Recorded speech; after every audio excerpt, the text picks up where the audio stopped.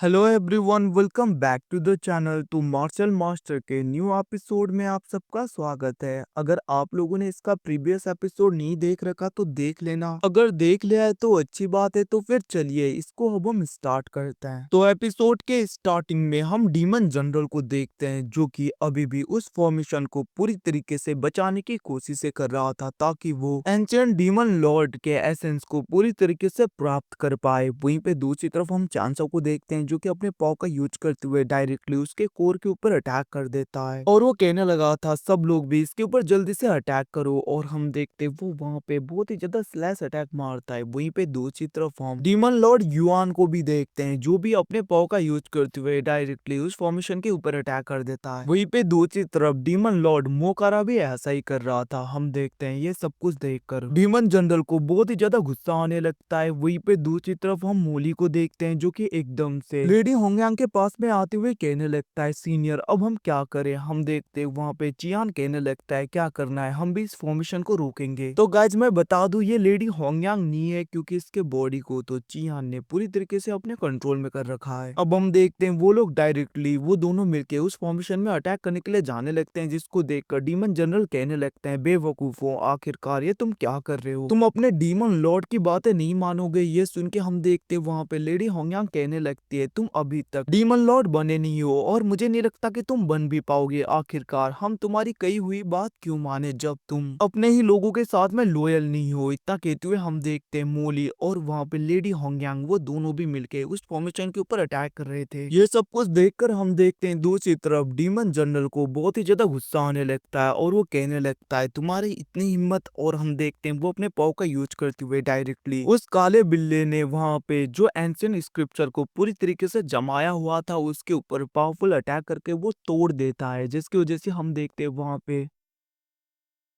Demon emperor का वो ancient scripture पूरी तरीके से आजाद हो गया था, और उसके अंदर से फिर से अटैक डायरेक्टली उस फॉर्मेशन के ऊपर हो रहा था, मतलब कि ताकि वो इस फॉर्मेशन को पूरी तरीके से खोल पाए, इसीलिए ये अटैक नीचे हो रहा था। हम देखते वहीं पे दूसरी तरफ ये सब कुछ देखकर चांसा वहां पे एल्डर क्वीन के उस डिवाइन आर्टिफैक्ट का यूज करते हुए डायरेक्टली उस फॉर्मेशन के ऊपर अटैक कर देता है, जिसको देखकर वो डीमन जनरल घबरा गया था। बट हम देखते हैं उस अटैक से तो कुछ भी नहीं होता, जिसे देखकर वहां पे चांसा सब लोग कुछ टाइम के लिए रुक गए थे। हम देखते वहीं पे वो डीमन जनरल कहने लगता है सब कुछ बेकार हो गया ना, क्या लगा था तुम लोगों को तुम इतनी आसानी से इसे ब्रेक कर पाओगे, इसे सील कर पाओगे। चांसाओ क्या तुम्हारे पास में और कोई ट्रिक है तो उनका भी यूज कर सकते हो, मुझे नहीं लगता वो भी कुछ काम आएंगे। ये सब कुछ कहते हुए हम देखते वो वहां पे हंसने लगा था। दूसरी तरफ वो क्रिएचर पूरी तरीके से आजाद होने लगता है, मतलब कि धीरे धीरे बाहर आ रहा था। अब ये सब कुछ देखकर चांसो एकदम से अपने स्पिरिचुअल जार को ओपन करता है, और वो कहने लगता है सियावी सियाहू जल्दी से बाहर आओ, अब तुम लोगों की बारी, जो कुछ भी करना है तुम लोगों को करना है। ये सुन के हम देखते वहां पे वो छोटे छोटे क्रिएचर जो कि सियावी और सियाहू थे वो अपने पूरे आर्मी के साथ में बाहर आ जाते हैं, और हम देखते हैं वो लोग डायरेक्टली उस फॉर्मेशन के कोर के अंदर चले गए थे। जैसे वो लोग जाते हैं उसके सारे स्पिरिचुअल एसेंस को एब्जॉर्ब करने लगे थे, जिसकी वजह से हम देखते हैं उस क्रिएचर को तो उस जगह पे बहुत ही ज्यादा दर्द हो रहा था, और उसकी वहां पे एनर्जी बाहर की तरफ आ रही थी। अब उसके ऐसे एसेंस की वजह से हम देखते हैं दूसरी तरफ वो काला बिल्ला अपने रियल फॉर्म में आ रहा था धीरे धीरे, और उसकी स्ट्रेंथ काफी बढ़ रही थी। ये सब कुछ देखकर वो काला बिल्ला कहने लगता है ओल्ड मोस्टर क्या तुम्हें मैं अभी भी याद हूँ। मैं तुम्हें बता दूं कि मुझे नहीं लगता ये टाइनी टाइनी क्रिएचर्स तुम्हें ब्रेक थ्रू करने देंगे, बाहर आने देंगे। अगर तुम मुझे ब्लड सोल क्रिस्टल कोर दे दो तो मैं तुम्हारी हेल्प कर सकता हूँ। अब ये सुन के हम देखते हैं वो क्रिएचर बस वहां पे आवाज निकाल रहा था। हम देखते हैं दूसरी तरफ वो काला बिल्ला कहने लगता है याद रखना अभी के टाइम में मैं तुम्हारी हेल्प कर सकता हूँ, और मैं तो बस यहाँ पे एक ब्लड सोल क्रिस्टल कोर ही मांग रहा हूँ, ना कि तुम्हारे ओरिजिनल एसेंस को। अब ये सुन के हम देखते हैं दूसरी तरफ वो क्रिएचर वहां पे बहुत ही ज्यादा आवाजें निकाल रहा था। एकदम से वहां पे ब्लड सोल क्रिस्टल कोर बाहर आ गया था, और हम देखते हैं वो डायरेक्टली काले बिल्ले की जगह चांसो के पास में चला जाता है। ये सब कुछ देखकर काला बिल्ला कहने लगता है सारी बेनिफिट सारा फायदा ये चांसाओ ले जाए। मैंने कहा और तुम यहाँ पे चांसाओ को दे रहे हो ये कोर, तुम्हें लगता है कि चांसाओ तुम्हें बचा लेगा क्योंकि डीमन जनरल तुम्हारे ओरिजिनल एसेंस को एब्जॉर्ब करना चाहते हो, इसीलिए तुम उससे बचने के लिए चांसाओ की हेल्प लेना चाहते हो सच में। बट याद रखना कि चांसाओ भी तुम्हें फिर से शेयर करने की कोशिश कर रहा है। फिर भी कोई बात नहीं, तुम्हें यहाँ पे इसके ऊपर भरोसा है। अब हम देखते वहीं पे वो काला बिल्ला कहने लगा था चांसाओ ये अपॉर्चुनिटी सबको नहीं मिलता, जल्दी से ब्लड सोल क्रिस्टल कोर को एब्जॉर्ब करो। अब हम देखते वो डायरेक्टली चांसाओ के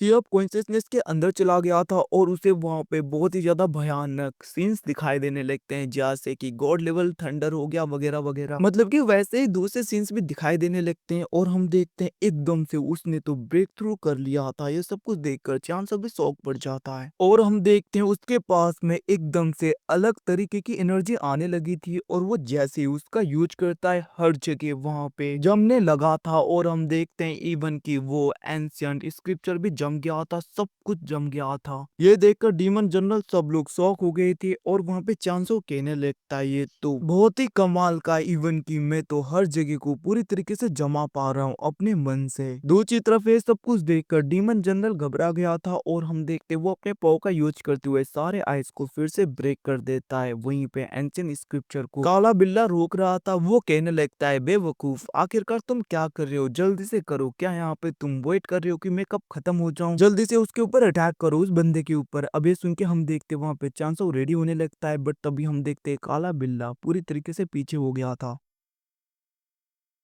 क्योंकि वो यहाँ पे ज्यादा देर तक इसे रोक नहीं पाता। हम देखते वहीं पे दूसरी तरफ वो एंशिएंट स्क्रिप्चर फिर से उस क्रीचर के ऊपर अटैक कर रहा था ताकि वो उसे पूरी तरीके से आजाद करके उसके एसेंस को खींच सके। वहीं पे ये सब कुछ देखकर वहां पे डीमन जनरल भी बहुत ज्यादा खुश हो गया था और हम देखते वो भी अपने पाव का यूज करने लगता है, जिसकी वजह से हम देखते हैं वो एंशिएंट स्क्रिप्चर और भी ज्यादा तेज में उस क्रीचर के सोल एसेंस को खींचने की कोशिश कर रहा था। ये सब कुछ देखकर चांसा वहां पे स्माइल देते हुए अपने रस्टी सोर्ड का यूज करके डायरेक्टली डीमन जनरल के ऊपर अटैक कर देता है और हम देखते वहां पे डीमन जनरल उन अटैक से बचने की कोशिश कर रहा था। बट हम देखते हैं इस बार यहाँ पे चांसो का अटैक तो बहुत ही ज्यादा खतरनाक और पावरफुल हो जाता है, जिसकी वजह से इवन की वो भी कुछ नहीं कर पाता और वो इंजर्ड हो गया था। फिर भी हम देखते हैं वो हार नहीं मानता, अपने पाव का यूज करते हुए फिर से उस स्क्रिप्चर के ऊपर अपने एनर्जी को डाल रहा था ताकि वो उन एनर्जी को फिर से खींच सके। बट हम देखते हैं दूसरी तरफ चांसो कहने लगता है क्या तुम्हें अभी भी समझ नहीं आया, इतना कहते हुए हम देखते वो वहां पे अपने स्पिरिचुअल डीमन सप्रेसिंग कोडोन का यूज करता है।